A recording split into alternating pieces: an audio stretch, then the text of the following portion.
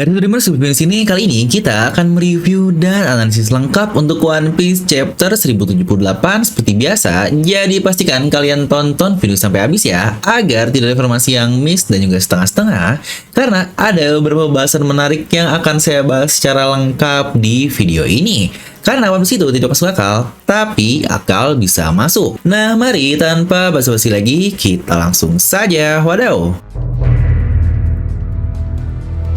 Dimana judul untuk chapter kali ini adalah Escape Limit, yang ternyata ada sedikit perubahan dari judul sebelumnya yang punya judul di Escape Time Limit, yang ada time limitnya lah. Tapi ketika kita sudah membaca chapter ini secara lengkap, tidak ada time limit atau countdown yang dikeluarkan di chapter ini. Makanya menurut saya judul Escape Limit ini jauh lebih masuk akal.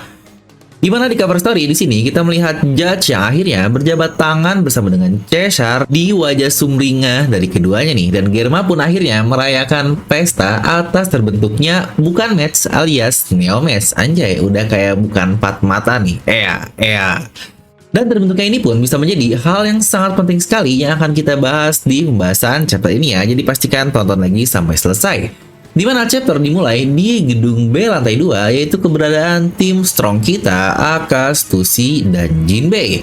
Di sini Stussy memberitahu kebenaran kepada Sentomaru bahwa Kizaru pun sedang pergi menuju ke Pulau Egghead, dan Stussy dia menambahkan jika tujuan si P0 adalah untuk membunuh Vegapunk lalu menunggu kedatangan dari Kizaru. Makanya wajar ya jika Kizaru dari awal sudah dalam perjalanan ke Pulau Egghead, karena memang itu sudah menjadi misi awalnya yang nanti juga dijelaskan di chapter ini, tapi kita bahasnya runut aja ya. Di sini Stussy menjelaskan lagi jika hal ini akan berdampak jauh lebih besar dibandingkan Ohara lalu.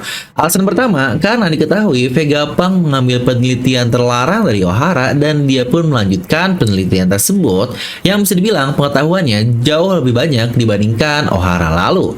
Dan yang kedua, Pulau Egghead sendiri memiliki pertahanan yang sangat kuat dan sangat berbeda dengan pulau biasa, apalagi Pulau Ohara. Yang saya bilang juga, jika dua alasan itu sudah jauh lebih cukup untuk membuat angkatan laut bergerak ke tingkat yang sangat ekstrim, yang di sini pun Sentomaru berkata hal yang sama persis. Dan akhirnya alasan kenapa mereka bisa berkomunikasi pun menggunakan dunia musi rahasia terungkap di versi Scarnation ya, yang awalnya saya bingung gimana mereka bisa komunikasi, karena bukankah sebelumnya komunikasi di antara keduanya benar-benar tidak ada? Yang mungkinkah ada semacam jamming sinyal atau apapun. Tapi di sini Stussy hanya berkata jika semua alat komunikasi di fase lab telah dihancurkan. Jadi di sini lagi-lagi sangat masuk akal ya kenapa mereka bisa berhubungan, karena duanya memiliki musi satu sama lain. Nah, buat yang bingung juga, kenapa Sentomaru cukup banyak tahu tentang kedatangan Angkatan Laut di skala yang besar? Karena sebelumnya dia masih bilang kalau Angkatan Laut masih memberikan info kepadanya yang mungkin saja Angkatan Laut mengira kalau Sentomaru ini masih berada di pihak mereka dan tidak tahu apa-apa terkait Vegapunk. Makanya akhirnya sebelumnya dia langsung mengerahkan ke 50 Mark III yang saya yakin akan berperan sangat-sangat gila sekali di puncak perang ini nanti, yang akan kita sambungkan bagian itu di analisis video. Lanjut, di sini pun dikatakan X-Neck dia menghancurkan Pythagoras dan tercipta ledakan yang sangat besar. Pythagoras yang sangat bingung karena berkata siapa yang memerintahmu sambil mengeluarkan air mata. Tapi X-Neck di sini dia tidak menghancurkan Lilith, Usopp, dan Franky ya, walau dalam keadaan seperti itu, karena sebenarnya target mereka ini bukan topi jerami melainkan Chipper Paul dan para Vegapunk. Dimana akhirnya tim Robin pun diperlihatkan kembali yang sebelumnya tidak diperlihatkan, dimana mereka sadar dengan semua teriakan dan ledakan yang ada, dan Robin pun di sini bilang jika dia yakin Seraphim lah yang sedang mengacau. Yang kira-kira apakah dia menggunakan kemampuannya seperti menanamkan matanya atau telinganya, makanya dia tahu jika semua keributan itu adalah ulah Seraphim. Dia nambahkan, Robin melanjutkan, kalau Nami teriak, kita tahu lah ya, pasti akan ada seseorang yang datang menolongnya secepat kilat, yang tentu saja dia adalah Our Prince atau Sanji. Robin pun menganalisa dengan sangat baik sekali, pasti sesuatu terjadi kepada Stella. Dan Atlas pun memberitahu tentang lab yang sudah disegel, yang akhirnya Robin memintanya untuk membawa mereka ke tempat tersebut. Yang kita pun pindah lagi ke tempat The Prince, Aka, Sanjay, dan Nami. Di sini Brook mencoba mencari Vegapunk dan masuk ke mode arwahnya, tapi tiba-tiba dia kaget melihat Sanji yang diam saja mau ditonjok oleh Seraphim. Dimana terlihat di sini S-Shark dia menonjok Sanji dengan sangat kuat loh. Yang bahkan dia sendiri sampai kaget, tapi di sini kita lihat Sanji bahkan tidak bergeming sedikit pun. Jangankan terluka, tergeser sedikit pun tidak, yang sejujurnya ini sangat gila sekali. Ini darah Lunarian loh, yang pasti para Seraphim ini super kuat, tapi bahkan tidak bisa menembus exoskeleton di tubuh Sanji, yang bahkan di sini Sanji tidak menahannya menggunakan haki. Di sini Sanji cuma menjawab, apa kau tahu apa itu kekuatan cinta? Yang aduh, ini Oda selalu menutup-nutupi gen Sanji seperti ini. Dulu ada alasan kenapa Sanji nggak takut api, karena dia adalah koki, sampai tahu-tahu dia bisa mengeluarkan api karena bantuan dari iblis, yang sekarang dia sangat kuat karena kekuatan cinta. Yang bisa dibilang Sanji memiliki gen Lunarian dan juga Seraphim di gen Lunariannya, yang wow, ini bakal sangat menarik sekali. Oh ya, buat fans Sanji, kalian sudah bisa berbesar hati lagi nih. Sekarang Seraphim kaget loh, sama kayak S-Hawk yang sebelumnya kaget ketika berhadapan dengan Zoro. Atau mungkin mau lebih epic lagi, Zoro aja dihajar Lunarian sampai luka. Di sini Sanji tidak tergores sama sekali. Lanjut, di sini kita akan berpindah ke tim Luffy, di mana S-Hawk pun tiba-tiba menghilang, dan Lucci bilang pasti mereka akan mengincar teman-temanmu karena mengincar yang lebih lemah akan berdampak ke orang-orang kuat seperti kalian. Dan dengan impulsif, Zoro bilang dia akan mencarinya, yang tentu saja Luffy pasti bakal kaget banget dong. Dia pun akhirnya merintah Usopp untuk mengejarnya. Hei Usopp, kumohon pergilah dengannya. Dia tersesat dengan sangat mudah dan Usopp pun mengikutinya, yang ternyata itu cuma panggilan Luffy saja ya. Karena itu bukanlah Usopp, melainkan Kaku. Makanya Kaku sangat kesal dan bilang, siapa yang kau panggil Usopp? Haha. Biasalah Sencho kita, karena hidung panjang doang pasti asal manggil nama. Di sini pun Luffy melancarkan serangannya dengan Hawk Gatling-nya pada S-Bear, yang dia terlihat menerima serangan tersebut, tapi ya karena apinya menyala jadi tidak berdampak apa-apa. Dan di sini pun Lucci sampai kesal bilang, "Hei bodoh, berhenti dan berpikir, kita nggak akan bisa menang kalau cuma nyerang asal seperti itu saja." Yang sebenarnya ini bener banget sih, tapi saudaranya kalian, di sini Lucci yang bilang Luffy idiot, tapi Luffy dia pakai serangan Gatling yang dulu ngalahin Lucci di NES Lobby dengan bentukan yang sama persis. Yang bisa dibilang ini ngejek secara halus lah, yang mantap banget dari Oda Sensei. Yang saya yakin kenapa alasan Luffy tidak masuk ke mode Nika, karena itu benar-benar menguras energi yang banyak. Di mana di sini pun kita melihat Bone yang masih menangis kejer sambil bergetar di hadapan memori ayahnya, yang saya pun sangat yakin dia seharusnya sudah melihat semua isi memori dari Kuma. Yang narator pun dia mulai berkata lagi, ini adalah sehari sebelum insiden Egghead yang terkenal, tapi sebenarnya cerita ini sudah dimulai sejak 3 bulan yang lalu. Di sini kita mendapatkan flashback di Mary Joyce, terdapat seseorang yang menelpon ke sana dan berkata jika Dr. Vegapunk sedang menginvestigasi terkait Void Century, yang akhirnya mereka pun mengirim CV5 untuk mengeceknya. Tapi ternyata mereka tidak menemukan bukti apapun terkait Vegapunk yang meneliti Void Century, di mana di sini pun kita bisa melihat satu panel Stella yang sangat bingung dengan datangnya para Chipper Paul, di mana dia bersama dengan Shaka yang berdiri di sampingnya dan juga Lilith. Di mana mungkin buat yang nggak sadar, Lilith ini ada di belakang Stella yang dia malah ngeganggu orang-orang di Chipper Paul, yang aduh ini Lilith sangat kebiasaan sekali. Di mana CP5 pun dia pulang, tapi tanpa diketahui oleh Vegapunk yang lain, ternyata kapal mereka menghilang dan tidak pernah kembali lagi ke markas mereka. Hingga akhirnya para Chipper Paul pun mengirim pasukan-pasukan lain mulai dari CV7 dan CPA. Tetapi mereka semua akhirnya menghilang, yang kita lihat mereka ada di penjara tersebut. Yang akhirnya sosok misterius tersebut pun mereka menelpon kembali ke Mary Joyce, yang akhirnya bisa berbicara langsung dengan Gorosei. Dan di sini Gorosei pun akhirnya sadar jika manusia terpintar dunia mulai mengkhianatinya. Yang akhirnya mereka memutuskan untuk membunuh Vegapunk dan memerintah CP0 untuk pergi. Dimana sebenarnya itu adalah awal mula arc Egghead ini dimulai ketika para CP0 yang akan pergi ke Pulau Egghead, dan itu adalah semua yang terjadi saat ini, yang tepat seperti yang Stussy katakan di awal chapter. Nah, tapi Gorosei dia mempunyai backup plan sebagai antisipasi, di mana dia juga akan ikut pergi bersama dengan Kizaru sebagai bala bantuan dengan permintaan armada dari seluruh cabang angkatan laut yang bisa mengirim kapal perangnya dengan skala akan terjadinya perang ke Pulau Egghead ini. Makanya sebelumnya kita juga lihat kan sudah lebih dari 100 kapal perang pergi ke Pulau Egghead dan bahkan mereka berkata akan kirim sebanyak apapun yang bisa dikirim, yang sejujurnya ini sangat gila sekali.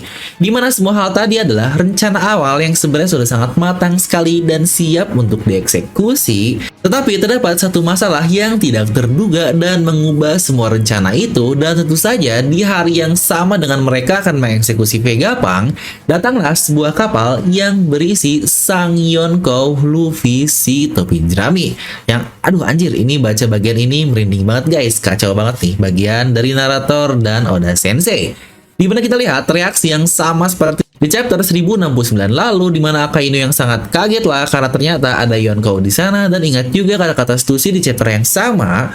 Dia bilang kalau kita menyerang Yonkou, maka itu seperti mendeklarasikan perang ke orang-orang yang mengikutinya. Yang sebenarnya Akainu sendiri pun berkata hal yang sama di chapter tersebut, yang menjadi itulah sebenarnya alasan kenapa mereka akhirnya meminta tambahan kapal sebanyak apapun ke Pulau Egghead, karena skala yang sebelumnya untuk Egghead dan Vegapunk meningkat ke tingkatan yang tidak terkirakan karena hadirnya seorang Yonkou di pulau yang sama juga.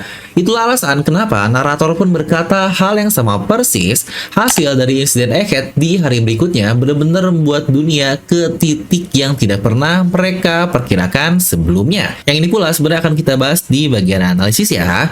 Dimana kita pun akhirnya berpindah ke lokasi terakhir, yaitu Stella, dan sosok pengkhianatnya pun akhirnya dimunculkan, yang di sini kita tahu jika sosok tersebut adalah York. Alasannya adalah karena dia ingin menjadi seorang Tenryubito, walau di sini Stella pun berkata dengan sangat jelas, apa kau mau menjadi orang-orang tidak berguna seperti mereka? Dan di sini dijawab oleh Hyuk dengan ketawa, itu adalah hal yang akan dikatakan oleh Shaka, tapi kau lihat sekarang dia sudah mati.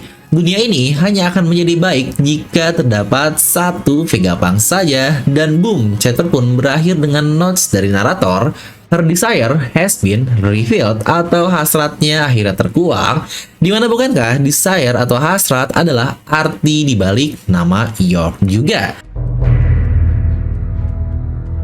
Nah, dan sekarang kita masuk ke bagian analisis ya, dimana banyak sekali hal-hal menarik yang akan kita bahas di bagian ini. Jadi pastikan kalian mengikutinya pelan-pelan, dan tentu saja jangan lupa untuk subrek.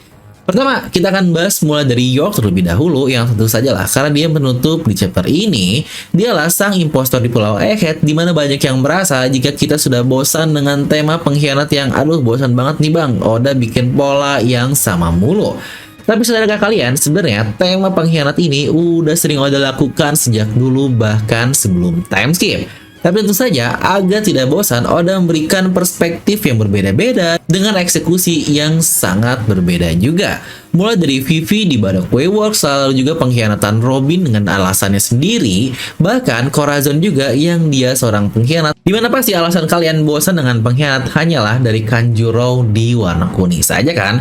Yang menurut saya Kanjuro dan York ini adalah dua hal yang sangat-sangat berbeda.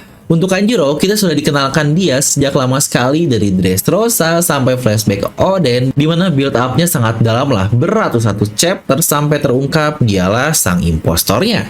Sedangkan untuk York ini kurang lebih kita baru tahu karakter ini selama 10 chapter saja, dan York pun tidak banyak bereaksi. Jadi jelaslah polanya sangat berbeda dengan pengkhianatan yang ada sebelum-sebelumnya. Nah, dimana terkait York yang kurang ter-highlight bisa jadi pengkhianat pun pernah saya sindir di satu video prediksi lainnya, mungkin kurang lebih seperti inilah kata-katanya. Dia pun kurang mendapatkan highlight di chapter ini, yang biasanya sih karakter-karakter yang kurang mendapatkan highlight akan memungkinkan jika dia adalah impostornya. Namun saya masih belum memikirkan apa motif yang dimiliki oleh York dan yang lain. Ya benar, kita hanya kurang motif saja jika York akan menjadi pengkhianatnya, tapi dari kurangnya highlight biasanya menjadi sangat mencurigakan. Oke, mungkin pertanyaannya, kenapa sih dia berkhianat? Apakah benar hanya York sendiri, di mana ada yang bertanya nge-DM saya di Instagram, bang mungkin nggak jika dia bergerak tidak sendirian, karena seharusnya York tidak sepintar itu, rencananya tidak sematang ini, yang kemungkinan ada bantuan dari Shaka juga. Yang sejujurnya ini sangat menarik, apakah Shaka juga ada di balik insiden ini dan kematian di sini hanyalah tipuan saja? Dari pendapat saya pribadi, di mana saya merasa jika York sendiri pun sudah sangat cukup untuk alasannya kenapa dia melakukan semua hal ini. Ya, dari namanya tadi, York ini memiliki sifat hasrat atau dalam kata lain greed atau rakus. Jadi dari cara dia ingin menjadi Tenryubito saja dan menjadi satu-satunya Vegapunk, itu sudah benar-benar merepresentasikan dia yang rakus akan kekuasaan, dan motif itu sebenarnya sudah sangat cukup sekali. Karena jika kita lihat dari rencananya pun menurut saya sangat simpel sekali, di mana tujuan York ini hanyalah untuk membuat pemerintahan dunia mengetahui apa yang Vegapunk lakukan, dan targetnya tentu saja Chipper Paul dan Vegapunk. Makanya kita juga tahu awalnya S-Hawk dan S-Bear mereka hanya mengincar si Pino saja kan, tapi Zoro yang merasa tidak enak kalau mereka mati dalam keadaan diborgol, akhirnya Zoro menyelamatkan kedua orang itu. Yang makanya juga Snake dia hanya menghancurkan Pythagoras tapi tidak menghabisi Franky yang masih bersuara. Alasannya jelas karena tujuan utama mereka adalah Vegapunk dan juga para Super Paul. Tapi kenapa alasan mereka menyerang topi jerami pun sangat jelas, karena mereka tentu saja mengganggu. Dia ini awalnya menelpon ke Mary Joyce biar Vegapunk dicek oleh mereka, tapi ternyata York yang mungkin kurang cerdas atau kurang matang lah untuk rencananya, akhirnya berkali-kali Chipper Paul memeriksa mereka tetapi tidak menemukan bukti yang kuat jika Vegapunk meneliti Void Century. Karena saya sangat yakin jika mereka menemukan bukti, maka York ini tidak akan memenjarakan para agen-agen Chipper Paul yang ada. Nah, jadi caranya adalah agar pemerintah menaruh kecurigaan ke Pulau Egghead dengan dia menculik agen-agen tersebut, yang dampaknya mereka tidak bisa kembali ke markasnya karena lagi-lagi alasannya mereka tidak menemukan bukti yang konkret. Hingga akhirnya dia bisa bicara langsung kepada Gorosei, yang kemungkinan besar terdapat kesepakatannya juga, di mana York ini memberitahu semuanya dan dia ingin menjadi Tenryubito. Yang sejujurnya itu adalah hal yang menurut saya sangat bodoh, di mana alasan Gorosei percaya pasti karena York menceritakan semua temuan-temuannya yang mereka dapatkan terkait Void Century kan. Tetapi saya juga yakin Gorosei tidak mungkin akan membiarkan seseorang yang tahu tentang Void Century akan dibiarkan hidup begitu saja. Jadi dari rencana itu saja, menurut saya sudah banyak sekali kelemahannya dan sangat aneh sekali. Karena perlu diingat juga ya, satu misi dari si Pino adalah untuk mengeliminasi semua Vegapunk, dan York pun pasti termasuk. Lalu di mana di Egghead sendiri saat si Pino dan Seraphim tertinggal di pabrik yang akhirnya laser pelindung atau Frontier Dome-nya gagal aktif, di mana itu pun akhirnya membuat si Pino dan para Seraphim berhasil naik ke fase lab di atas, yang pasti itu adalah rencana dari York untuk menyingkirkan agen si Pino dan mengontrol Seraphim. Ya, walau tidak terlalu baik, tapi dia akhirnya berimprovisasi di tengah-tengah kekacauan karena datangnya banyak laut topi jerami atau Luffy. Yang sejujurnya saya merasa masih banyak kejanggalan sih terkait semua hal yang terjadi di Pulau Egghead, mulai dari impostor dan beberapa sistem hierarki yang ada. Mungkin di sini akan coba saya jelaskan beberapa saja ya. Pertama, saat Frontier Dome tidak aktif, di situ kita melihat York bersama dengan Lilith, Shaka, dan Pythagoras, dan kita tidak melihat siapapun di ruangan kontrol. Jadi kira-kira siapakah yang mematikan Dome tersebut di saat impostornya atau York bahkan ada di sana? Apakah terdapat karyawan lain yang bisa diperintah dan mengikuti kata-kata dari York ini, yang sejujurnya menurut saya ini cukup masuk akal juga. Lalu terkait perintah Seraphim yang menjadi kunci dari arc ini, di mana informasi yang kita dapat, kita tahu kan, kita tidak bisa mengoverride atau menimpa perintah orang lain jika Seraphim sudah diperintah oleh seorang sebelumnya. Kita akan mulai dari awal banget terkait Seraphim ini, di mana Shaka dia memerintah Seraphim untuk berhenti saat tim dari Nami datang. Meskipun Esak nurut mendengar kata-kata dari Shaka tersebut, yang bisa kita asumsikan yang awalnya memerintah mereka untuk menyerang topi jerami adalah Shaka karena untuk kebutuhan penelitian pada saat itu. Lalu juga kita tahu di lab bagian bawah, Lucci dia bisa memerintah Seraphim kembali setelah dia membuat Sentomaru pingsan, yang jika kalian ingat dari sisi otoritas Sentomaru ada di atas Lucci. Yang alasan kenapa Lucci bisa menimpa perintah dari Sentomaru, karena kita tahu Sentomaru pada saat itu sudah tidak sadarkan diri dihajar oleh Rob Lucci. Tapi sadarkah kalian, Stussy dia tidak bisa menimpa perintah dari Lucci yang memerintah Seraphim untuk menghancurkan lab Egghead, yang sudah ini sangat aneh sekali. Lah kan, emang hierarki yang sama nggak akan bisa ditimpa bang? Mungkin kalian akan bertanya seperti itu dan jawabannya pun sangat benar. Tapi saudara kalian, Lucci pada saat itu sudah dibuat pingsan oleh Stussy yang seharusnya para Seraphim ini bisa lagi diperintah oleh orang lain. Atau bukankah Lucci aja sebelumnya dia bisa menimpa perintah dengan hierarki yang lebih tinggi darinya atau Sentomaru setelah dia pingsan?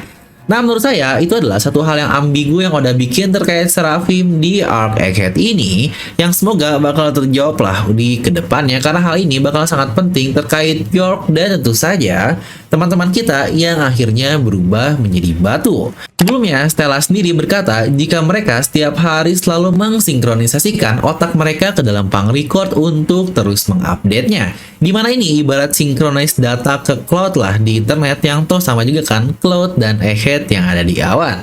Yang jika mereka selalu melakukan hal itu dan bahkan tiap hari, bagaimana ada hal yang bisa tidak diketahui oleh para Vegapunk yang lain yang sejujurnya ini sangat aneh. Serta bagaimana juga mereka tidak tahu ada agen Chipper Pol yang sudah menghilang dari 3 bulan yang lalu. Karena jika kita ingat, Shaka saja dia bisa tahu saat Lilith mencegah kapal Thousand Sunny dan dia bisa bilang hati-hati dengan Zoro dan Robin yang sudah siap menghajarnya. Dan di mana coba Shaka bisa melihat semua hal tersebut? Yang saya yakin terdapat semacam kamera atau denden musilah jika tidak ada di Lilith atau satelit lain, kemungkinan di robot-robot monster laut yang ada. Tapi kenapa mereka semua bisa tidak tahu hilangnya agen Chipper Pol selama 3 bulan? Yang bukankah sangat menarik sekali, masih banyak miss yang perlu diperjelas nih untuk chapter-chapter kedepannya terkait Arc Egghead. Nah, dan terakhir terkait dampak dari insiden ini pun yang dikatakan ini menjadi insiden Egghead yang sangat terkenal dan bahkan outputnya pun berada di tingkatan yang tidak terbayangkan oleh siapapun. Pertama, sebelum ke konteks, kita akan bahas kata-kata narator terlebih dahulu yang sejujurnya ini sangat menarik sekali. Dari dulu saya sangat penasaran apa sih sebenarnya sosok narator ini karena dia selalu berkata dari sudut pandang orang ketiga yang seakan-akan insiden Egghead ini sendiri sudah pernah terjadi. Intinya dia berbicara di konteks masa lalu ya. Makanya dia bilang ini adalah sehari sebelum insiden Egghead yang sangat terkenal dan lanjutan juga dia tahu apa yang akan terjadi setelahnya. Yang sebenarnya sangat menarik sekali sih sudut pandang yang dibuat oleh narator seakan-akan kisah yang kita baca sekarang sudah terjadi dan akhirnya dikisahkan ulang. Apa mungkin ini seperti banyak teori yang beredar jika ini adalah kisah dari Brook yang menceritakan ke orang-orang lain dan dialah sang narator. Nah, dan terakhir jika kita lihat output dari perang ini yang pastinya akan berbeda dengan Kurohige dan S sebelumnya karena S dan Kurohige itu pihak luar dimana untuk sekarang adalah pihak orang pertama atau karakter utama kita lah yang terlibat langsung di perang ini dan dikatakan akan menjadi insiden yang luar biasa besar. Dari alasan yang diungkapkan, kita tahu Angkatan Laut sudah membuat skala perang yang lebih besar untuk ke Pulau Egghead, tapi sebenarnya apa sih yang akan mengguncang dunia? Apakah nantinya Luffy berhasil mengalahkan Admiral atau bahkan Gorosei sekalipun? Karena jika kita lihat, plot yang sedang terjadi sekarang di Pulau Egghead adalah Bone yang melihat isi memori dari Kuma yang sejujurnya saya sangat yakin sekali ini akan berperan penting terutama di bagian Tenryubito dan Kuma jika nantinya terungkap yang pastinya akan berdampak besar juga.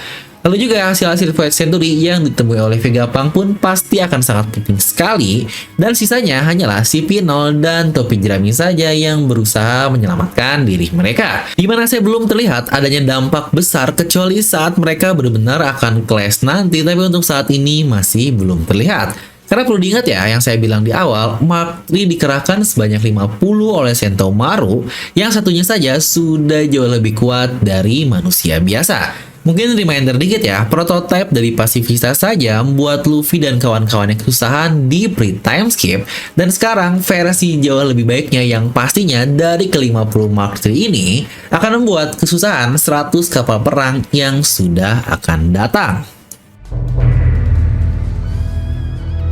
Nah, dan kita masuk ke sesi terakhir atau pendapat saya pribadi terkait chapter 1078 ini, di mana Oda benar-benar sedang menyiapkan segala hal untuk saga terakhir. Bukankah insiden besar ini sedang terjadi bersamaan dengan berbagai insiden-insiden lainnya? Bahkan di cover story pun terlihat organisasi luar biasa yang terbentuk dengan nama Neo Match yang nggak mungkin dong ini bakal dibiarkan dan nggak berperan apa-apa. Nah, chapter ini juga jelas jadi peningkat tensi dan pembuka hal-hal yang sangat luar biasa di chapter depan, seperti yang sudah kita prediksikan di review chapter lalu lah. Makanya akan saya beri nilai untuk chapter ini 9 dari skala 10 karena ini sejujurnya sangat luar biasa yang bahkan minggu depan tidak libur loh.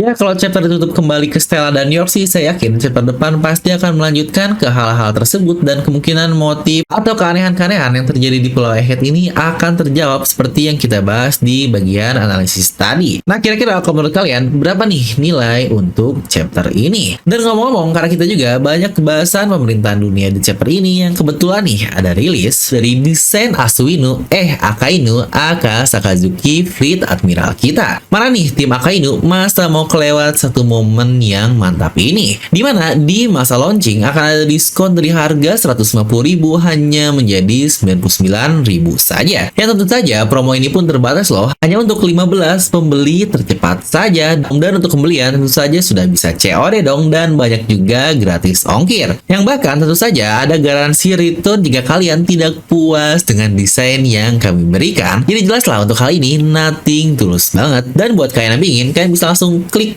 link di deskripsi video di bawah ya. Nah, jadi itulah untuk review chapter 1078 yang sepertinya udah sangat panjang banget nih, tapi nggak apa-apa lah ya, biar lengkap banget di bahasan chapternya. Kalian bisa langsung tuliskan pendapat kalian di kolom komentar di bawah, dan seperti biasa, semoga kalian terhibur dengan video ini. Dislike aja kalau kalian tidak suka, jangan lupa untuk subscribe dan juga share video ke teman kalian. Gue Devil pamit, and I'll see you guys next time.